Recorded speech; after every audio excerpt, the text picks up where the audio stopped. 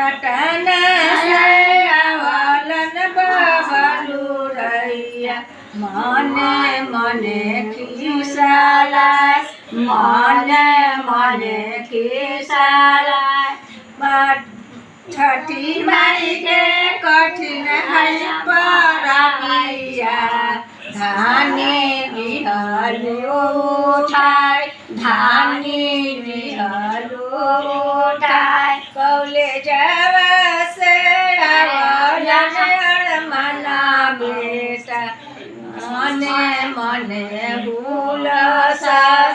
मने मने हुलसा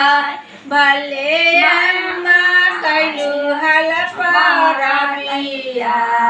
दौड़ा घाटे जाऊ पार दौड़ा घाटे जाऊ पार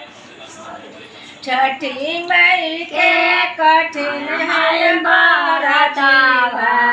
छठी माई के कठिन है बरतावा खाली हरे उठाय दिवाली हरे उठाय पटना